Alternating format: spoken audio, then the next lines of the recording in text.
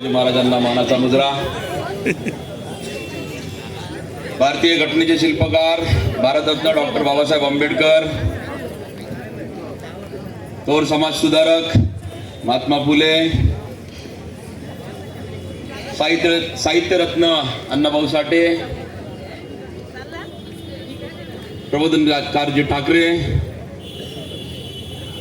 स्त्री शिक्षणाच्या प्रणेत्या सावित्रीबाई फुले या सर्व महाप्रबोधींना विनम्र अभिवादन. हिंदू हृदय सम्राट सन्माननीय बाळासाहेब ठाकरे यांनाही विनम्र अभिवादन. मराठी हृदय सम्राट सन्माननीय राजसाहेब ठाकरे, माजी मुख्यमंत्री सन्माननीय उद्धवसाहेब ठाकरे, युवा हृदय सम्राट सन्माननीय अमित साहेब ठाकरे, आदित्य साहेब ठाकरे यांना मानाचा जय महाराष्ट्र. आणि आजच्या या विजय मेळाव्याला उपस्थित सर्व नवनिर्वाचित नगरसेविका, योगिता वहिनी, कळंबे वहिनी, सुरेखाताई आणि आताच येऊन गेले ते आपले वाडकर साहेब, शिंदे साहेब आणि सर्वच मान्यवर मंडळी आणि जमलेले सर्व ज्येष्ठ माता भगिनी, सर्व सहकारी मित्रांनो,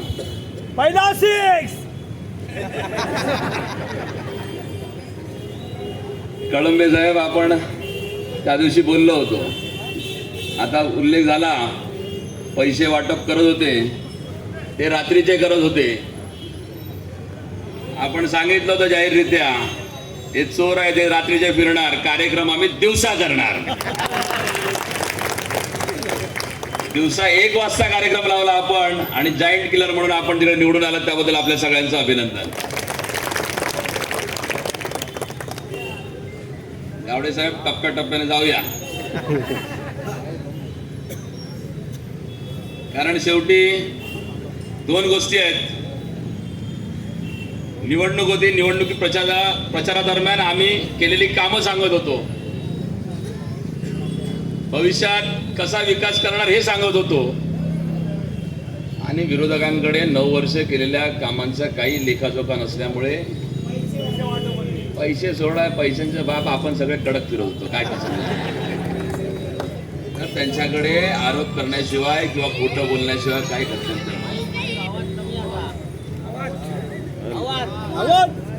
येणार आवाज डायरेक्ट मुख्यालयात गेलाय. काय शेवटची प्रचार सभा इथे झाली, एक राजाबाबू आणि त्याचा एक नंदू इथे आला. राजाबाबू आणि नंदू बघितला ना, राजाबाबू कोट घालतो, कधी आमदार होणार म्हणून सांगतो, कधी इकडचा नेता बनतो, कधी मुख्यमंत्र्याचा मीच माणूस आहे म्हणून सांगतो, आणि त्याचा एक 5वी नापास नंदू आहे. त्या पिक्चर मध्ये तो 5वी में 5 बार फेल नंदू होता, तसा 5वी में 5 बार फेल नंदू इकडे आला होता. आता 5वी नापास नंदू सांगतो तो, त्याने मला शिकवलं. नशीब असा नाही बोलला की ह्याला वकिलीची पदवी मीच दिली म्हणून. राजाबाबू दुसरीकडे फिरतोय, थोडक्यात वाचला राजाबाबू. कार्यक्रम टप्प्यातच होता, पण आताच सांगतोय, जे काय आता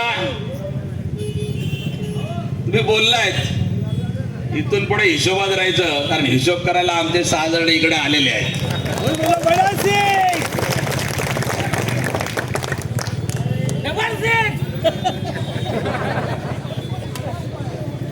तुम्ही बघितलेलं या 9 वर्षात काय झालंय, तुम्ही अनुभवलेल्या या 9 वर्षात काय झालंय. अरे स्वतःच्या तोंडाने जो माणूस सांगतो जाहीर पत्रकार परिषदेमध्ये की लोक मला ड्रगिस्ट बोलतात, ड्रग विक्रेता बोलतात, लोकांना वाटतं मी ड्रग्सच्या पैशातून पैसा कमवला. आम्ही बोललो का? स्वतःच बोलला, स्वतःच म्हणतो मी माफी आहे, असं मला लोक बोलतात. आता ह्याच्या घरावर एक IPS अधिकारी आणि या कार्यालयावर धाड मारतो. एक IPS अधिकारी इतका सर्वसाधारण असतो का हो याच्या कार्यालयावर धाड मारायला? आणि तूच म्हणतो आम्ही कुठे बोललो? गावडे साहेबांना कोण बोलतो का ड्रग विक्रेता आहे म्हणून? आम्हाला कोण नाही बोललं. बाकी 2-2 टर्म झालेले नगरसेवक त्यांना कोण नाही बोललं. तुम्ही विचार करा ह्यांना का बोलतात? बरं आम्ही कोण नाही बोललो स्वतःच सांगतोय. जे काय केलं 9 वर्षात खूप केलं. इथून पुढे करायची हिंमत करू नको. गाठ आमच्याशी आहे.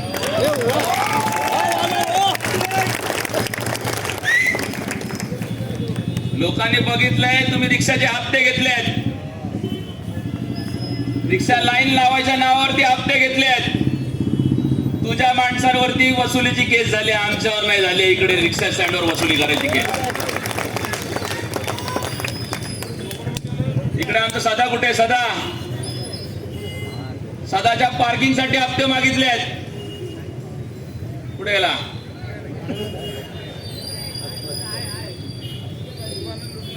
आता दिवस गेले.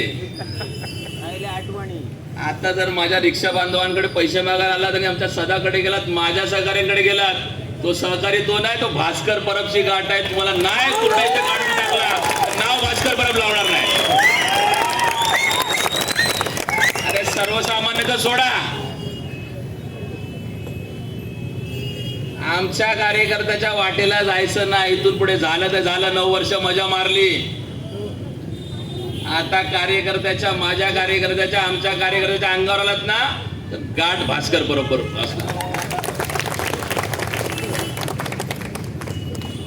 अरे पाणी आणि काय 2 दिवसासाठी काय प्रयत्न करायचा बघूया ना. कोण बंद करतो? अधिकाऱ्यांना आणून इथे नळ चालू करायला लावला तर नाव भास्कर बरोबर नाही लावलं.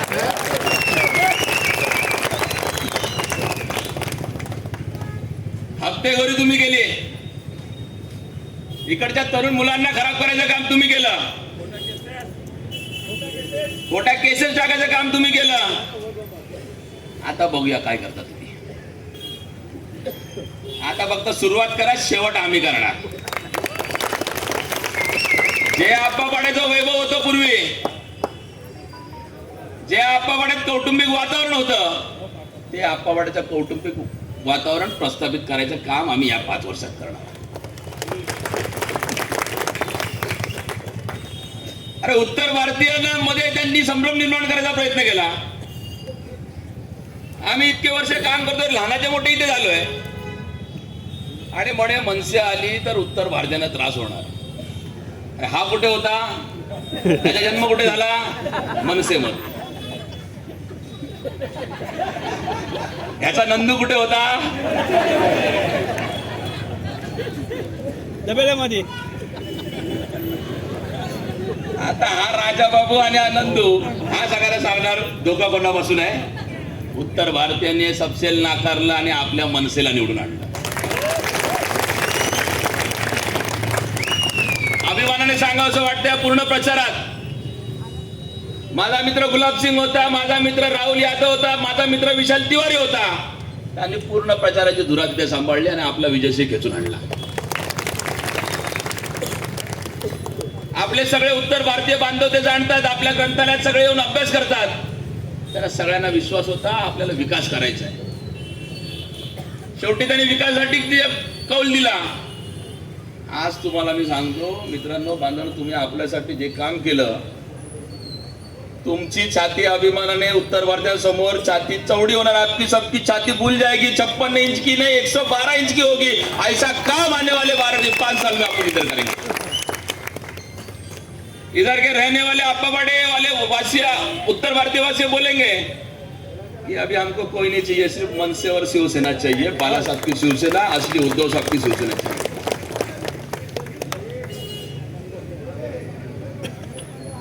आताच उल्लेख झाला. आता शेवटी गावडे साहेब आता शेवटी वॉर्निंग देतोय ना. आता शेवटी नगरसेवक आपण लोकप्रतिनिधी निवडून येतो. आरोप प्रत्यारोप निवडणुकीपर्यंत ठीक आहे. आपलं काम आहे निवडून आल्यानंतर लोकांची लोकोपयोगी कामं करणं, विभागाचा विकास करणं.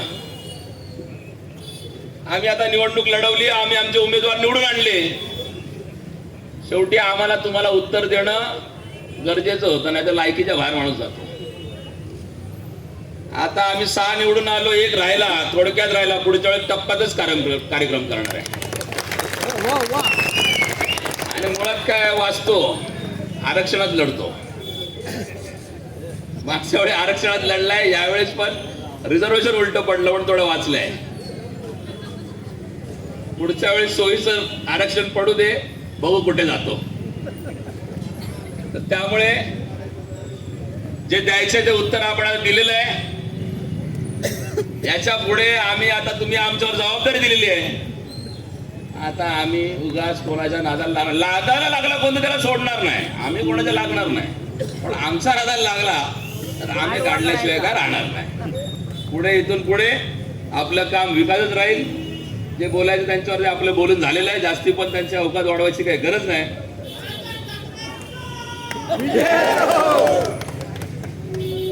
आपण जो शब्द दिलाय,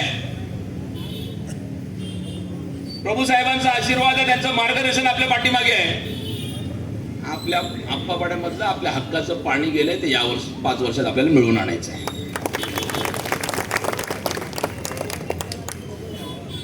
या वैद्यकीय इमारतीचा इथे आरोग्य केंद्राचा उल्लेख झाला.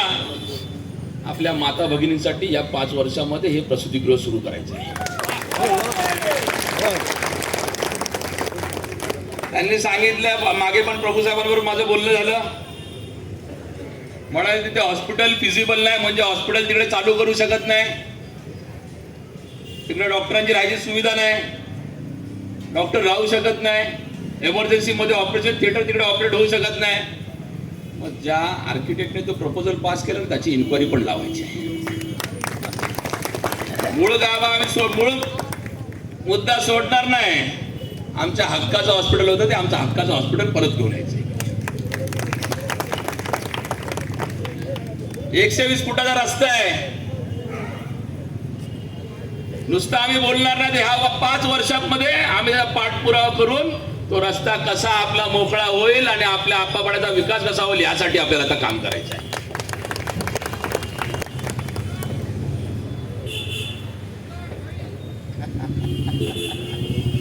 शेवटी 40 वर्ष झाली, 45 वर्ष झाली, आपण विकासाच्या प्रतीक्षेत आहोत. एक आपली पिढी अख्खी गेली आणि नुसतंच आता आपण आश्वासन देण्यासाठी या ठिकाणी निवडणूक लढलेलो नाही आहोत. आता भरपूर झालं, आता दुसऱ्या पिढ्या इथे आलेल्या आहेत. आज मुलांची लग्न होत नाही तिथे, आणि कामाला जर कुठे जायचं असेल तर लोकांना आप्पापाडा म्हटल्यानंतर कामाला ठेवताना अडचण. आता हा प्रश्न देखील कायमचा मिटवायचा आहे. प्रभाग समिती पण आपल्याकडे आहे, प्रभू साहेबांनी सांगितलेलं आहे. रस्त्याचं डेव्हलपमेंट झालं, विकास होणार. विकास झाला, सगळ्या गोष्टी आपल्या सुटणार. शेवटी विकासाशिवाय गत्यंतर नाही आहे. आपण बघितलेलं आहे, एवढे दिवस अनुभवलेला आहे. आपला रस्ता खड्डेमय होता. यावेळेस 100% सांगतो, पावसाळ्यात खड्डा पडणार नाही. आप्पापाड्यात आपण तुळतुळीत रस्त्यावरून जायचं आता यावर्षी. ब्रेक लागता कामा नाही, ब्रेक लागता कामा नाही. ब्रेक मारावा लागेल ना.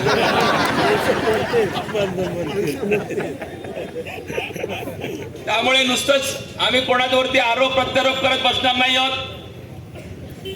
आम्ही मागच्या कार्यकाळात आमच्याकडनं जसं जमेल त्याप्रमाणे आमची कामातून इच्छाशक्ती प्रकट केलेली आहे. म्हणे इकडे लोक कब्जा करतात. महाराजांचं स्मारक आहे, कब्जा आहे काय? महाराजांचा अख्खा महाराष्ट्र त्यांचा 7-12 त्यांचा आहे, त्यांच्या कब्जावर आला. कब्जा ठाकरे सैनिकांचा अख्ख्या आप्पापाड्यावर आहे. त्यामुळे या निवडणुकीमध्ये सर्व शिवसैनिक, ज्येष्ठ सैनिक, महिला भगिनी, माझे सर्व, आता अजितदादा बोलले की 100 कार्यकर्ते पाहिजे, स्वतःच्या पैशाने काम करते तरच निवडणुका लढवा. मला अभिमान आहे, मला असे सहकारी लाभले. कारण निवडणूक सोपी नव्हती. समोर लोकांना आता मतदारांना वाटत होतं शिंदे गट आहे, भाजप आहे, पैशाचा महापूर आडेल, मग काय होईल? आमचे माडिक काका होते, ईव्हीएम मध्येच घोटाळा झाला, मग काय करायचं? बटनच बोललं इतकं दाबायचं की किती पण घोटाळा करू दे, आपलाच उमेदवार आला पाहिजे. तर या निवडणुकीमध्ये सर्व शिवसैनिक, महाराष्ट्र सैनिक आणि आपण सगळ्या आप्पापाडी वासियांनी जे प्रेम दिलं, जे सहकार्य दिलं आणि त्या सहकार्यामधून आपल्या 38च्या सुरेखाताई परब यांना सर्वाधिक मताधिक्याने आपण त्यांना निवडून दिलं. त्याबद्दल आपल्या सगळ्यांचा आभारी आहे. आपण जो विश्वास या निमित्ताने, निवडणुकीच्या निमित्ताने आपण आमच्यावर व्यक्त केला, त्याला तडा जाऊ देणार नाही हा शब्द देण्यासाठी आज आपण या ठिकाणी आलेलो आहोत. जी काय गुंडगिरी इकडे वाढलेली आहे, जे काय अंमली पदार्थांचं इकडे विक्री आणि सेवन वाढलेलं आहे, विक्री आता नाक्यावर तुम्ही विकून दाखवाच आणि विकायला तुम्ही येऊन दाखवाच. आमच्या दोन्ही पण नगरसेविका 38-39च्या भक्कम आहेत, ते तर जॉईंट किलर आहेत. ते जॉईंट विकायला आले, ते जॉईंट किलर आहेत. या सगळ्यांचा बिमोड नायनाट आपण येणाऱ्या 5 वर्षात करणार. आपण सगळ्यांना अभिमान वाटेल की आपण ज्यांना निवडून दिलं त्यांनी त्यांच्या बाळासाहेबांच्या नावाला साजेस असं काम केलं आणि आप्पापाड्याच्या विकासाला नवीन स्वरूप दिलं, नवनिर्माण केलं. अशा प्रकारचा प्रामाणिक प्रयत्न आम्ही या ठिकाणी करू अशी ग्वाही या ठिकाणी आपल्या सगळ्यांना देतो. प्रेम तर आहेच आपलं सगळ्यांचं. आज खरं तर मध्ये कशी भाषणं जरा मागे पुढे झाली, जरा गोंधळ झाला, पण पुन्हा एकदा आपल्या सगळ्यांचं प्रेम मिळालं. असंच प्रेम आपल्या सगळ्यांचं पाठीमागे आमच्या राहू द्या. सगळ्या नवनिर्वाचित नगरसेविका, नगरसेवक जे आमचे दिंडोशीमध्ये निवडून आले त्यांच्या सगळ्यांचं मनपूर्वक अभिनंदन. आणि आपल्या सर्व मतदारांनी, मराठी जनसामान्यांनी, मराठी माणसांनी या दिंडोशीमध्ये ठाकरेंचा भगवा झेंडा अगदी डौलाने फडकवला, त्याबद्दल आपल्या सगळ्यांचा आभार व्यक्त करतो. आपल्या सगळ्यांना शुभेच्छा देतो. तुर्तास इथेच थांबतो. धन्यवाद. जय हिंद, जय महाराष्ट्र.